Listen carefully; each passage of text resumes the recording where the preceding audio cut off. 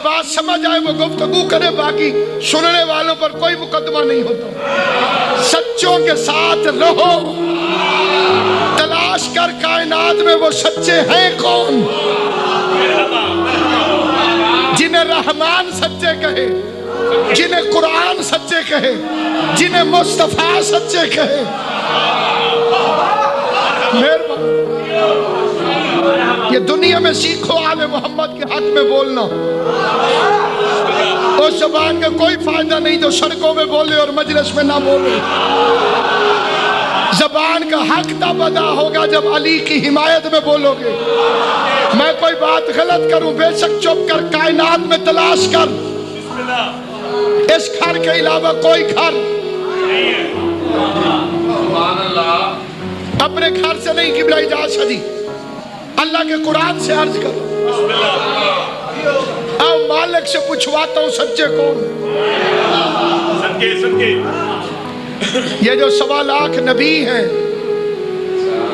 आदम अलैहिस्सलाम से जनाब ईसा तक, बादशाह शादी हैं वो भी सच्चे, लेकिन इन 14 जैसे नहीं।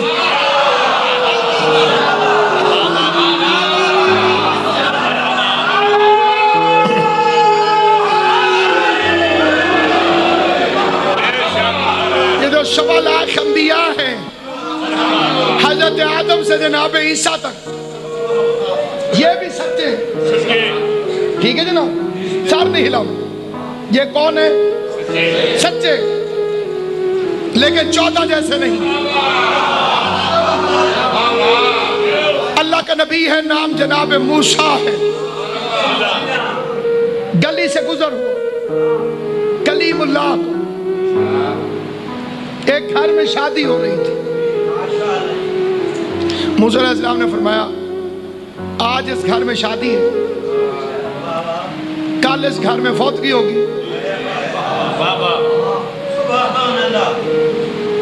आओ बिस्मिल्लाह। आज इस घर में शादी हो रही, कल मैयत होगी। मूसा अलैहिस्सलाम फरमा के चले गए। कुदरतन एक मुरीद का गुजर हुआ जो कल वाली बात में सुनने वालों में शामिल था। उसने देखा कि शादी तो वैसे की वैसे हो रही है, फौतगी हो ही नहीं। वो वापस आके मूसा से लड़ने लगा। उसने कहा तेरी कल वाली बात सच्ची नहीं निकली, कयामत वाली कैसे निकले?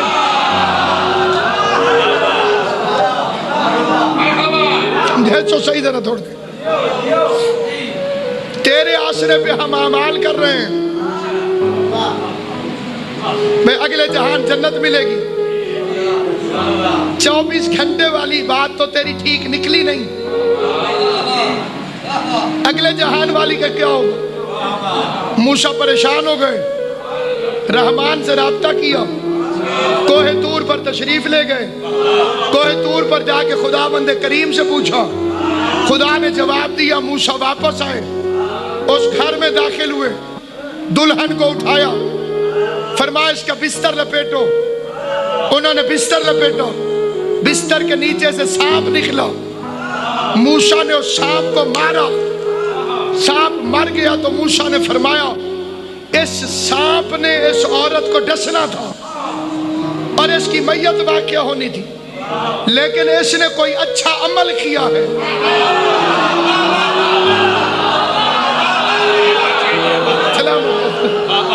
इसने कोई अच्छा अमल किया। मूसा अलैहिस्सलाम ने फरमाया बता तूने क्या किया? उसका अल्लाह के नबी मैं तो गुनाहगार सी औरत हूं, मैंने तो कुछ नहीं किया। फरमाया फिर भी याद कर, हो सकता है तूने कोई अच्छा अमल किया हो। कह दिया जब मेरी डोली आई थी तो ये सारे खुशियों में मसरूफ थे। दक्कल बाब हुआ, मैंने तवज्जो की तो कोई फकीर था, मैंने एक रोटी उठा के उसके हाथ पे रख दी। मूसा फरमाते एक रोटी अल्लाह की राह में नेक नियति से देने के बदले के तौर पर अल्लाह ने 30 साल तेरी उम्र बढ़ा दी। आबाद आले मोहम्मद आपको सलाम। ये जितनी अल्लाह ने जिंदगी अता फरमाई है, ये कम भी होती है ज्यादा भी, जिंदगी ज्यादा भी होती है और कम भी होती है। जितनी जिस बंदे की जिंदगी है वो उतनी नहीं रहती, अच्छी बातों से बढ़ जाती है। तवज्जो है मेरा बच्चा, ये अल्लाह तेरी जिंदगी करे। बस ये बात कोई याद करके रख लेगा तो मेरी बख्शिश के लिए एक आसरा बन जाएगा। दो भाई आपस में लड़ पड़े, कौन जी? भाई आपस में लड़ पड़े। पांचवें इमाम ने फरमाया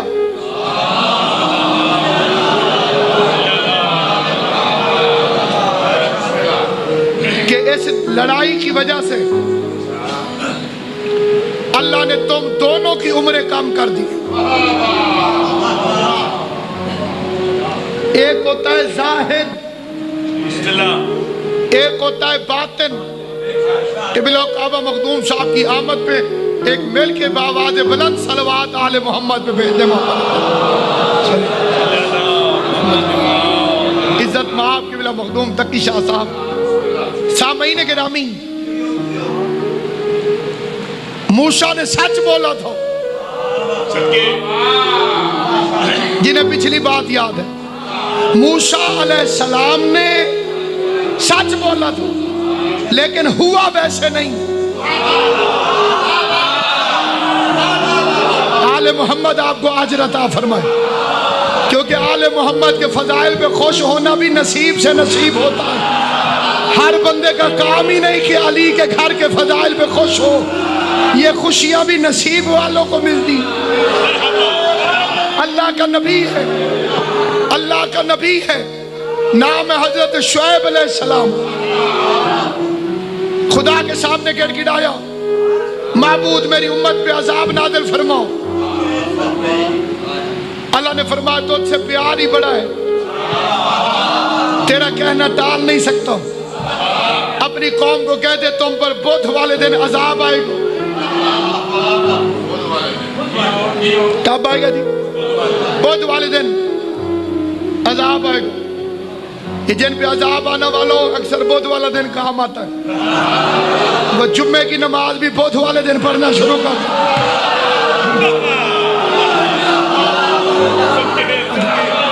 अजाब जो आएगा बुध वाले दिन। शुएब नबी ये फरमा के चला गया, कौम कहने लगी कि बुध तक चेक करके देख लेते कि अजाब आता है कि नहीं। बुध वाला दिन आया, सुबह हुई लेकिन बड़ी अजीब और गरीब मनहूस किस्म।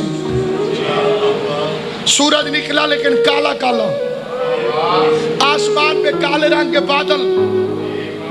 कौम के फासिक फाजिर इकट्ठे हुए, उन्होंने कहा शुएब सच्चा है, अजाब के तो आसार बन रहे हैं।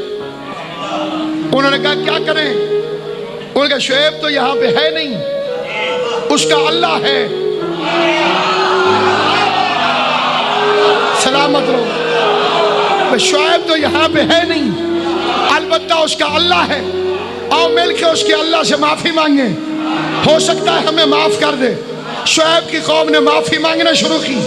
अल्लाह को उनके माफी मांगने की अदा इतनी पसंद आई, वो माफ करता गया, अजाब चलता गया। शुएब सच्चा था, लेकिन जो कहा वो हुआ नहीं। सलामत हो।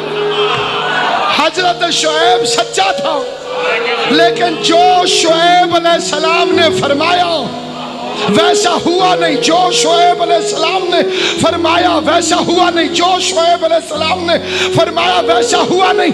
और जो सादिकीन है उनकी शान ये है, ईद वाले दिन हसन हुसैन ने अपनी अम्मा से पूछा हमारे कपड़े कहाँ हैं? ज़हरा ने फरमाया दर्जी के पास। सलामत रहो आप। मेरी बीबी ने फरमाया दर्जी के पास, मेरी बीबी ने फरमाया दर्जी के पास, मेरी शहजादी ने फरमाया दर्जी के पास। हालांकि बीबी ने कपड़े दर्जी को सिलने के लिए नहीं दिए थे। इधर ज़हरा के मुंह से निकला आवाज कुदरत रिजवान जन्नत, जल्दी जल्दी दर्जी पर जमीन पे जा।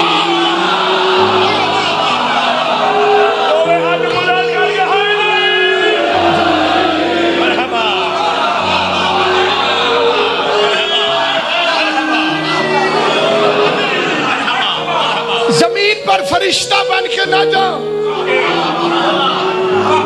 बल्कि जाके गए अना खयातुल हसनैन।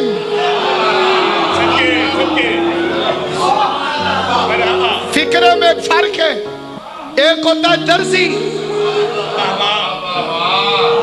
उससे कोई भी कपड़े सिलवा सकता है। इसने अपने आप को दर्जी नहीं कहा। इब्राहिम का मकाम नहीं कि इससे कुर्ता सिलवाए। यह है खयातुल हसनैन। एक हसन का दर्जी है, दूसरा हुसैन का दर्जी है। इसके अलावा कायनात में ये किसी का दर्जी नहीं। इसलिए अल्लाह फरमाते कूनु मा सादिकीन, सच्चों के साथ रहो, सच्चों के साथ रहो, ईमान वालों सच्चों के साथ रहो। पता चला ईमान वाले और हैं, सच्चे और हैं। जो कलमा पढ़ के मुसलमान हो वो ईमान वाला तो हो सकता है, सादिकीन नहीं हो सकता। जो बेचारा पहले बुत पूछता रहा हो, वो कोई भी हो, पहले बुत पूछता रहा फिर कलमा पढ़ के मुसलमान हो तो ईमान वाला हो सकता है। जैसे ही कलमा पढ़ेगा ईमान वाला हो जाएगा। जैसे ईमान वाला होगा अल्लाह का हुक्म है सच्चों के साथ रहो, सच्चे को मैदान में छोड़ के भागना नहीं।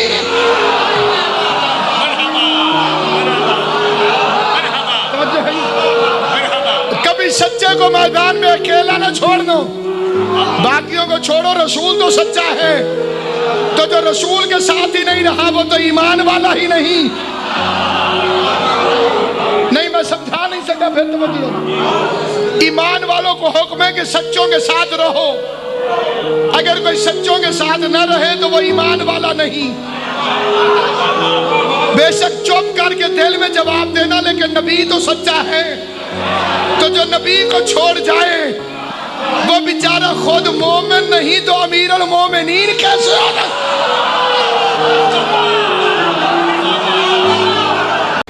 फिरौन बगदाद ने भरे दरबार में इमाम से पूछा, नमाज से पहले 7 तकबीरें मुस्तहब क्यों?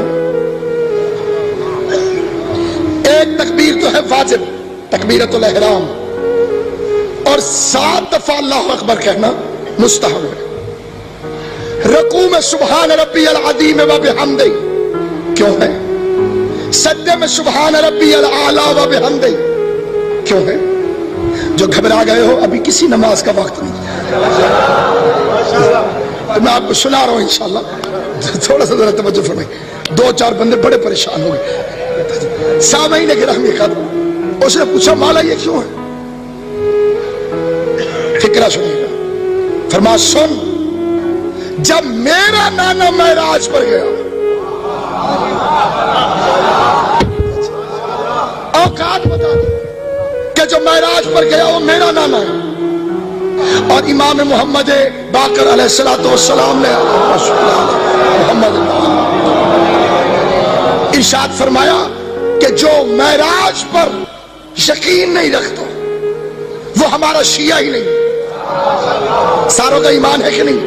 जो मेराज पर यकीन नहीं रखता वो हमारा शिया नहीं।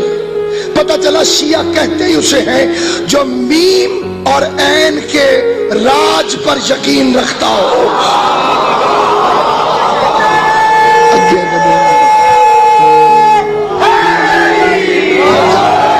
मीम और ऐन का राज, ने फरमाया कि जब मेरा जब महराज पर गया, 7 आसमानों से गुजरा और हर आसमान से गुजरते हुए फरमाया अल्लाह अकबर, अल्लाह अकबर, अल्लाह अकबर, अल्लाह अकबर, अल्लाह अकबर, अल्लाह अकबर, अल्लाह अकबर। फिर अर्श अजीम को देखा, फरमाया सुबहान रब्बी अल अजीम व बिहम्दिही। फिर काबा कौसैन पर उसकी उलूहियत को देखा, फिर फरमाया सुबहान रब्बी अल आला व बिहम्दिही। जाते हुए मोहम्मद को अल्लाह ने महराज का तोहफा दिया, नमाज। नमाज है महराज का तोहफा और इसमें सारी यादगारें हैं महराज की। और मोमिन जब महराज की मंजिलों से गुजरता है तो नबियों का सुल्तान फरमाता है अस्सलातो महराजुल मोमिनीन, नमाज मोमिन की महराज।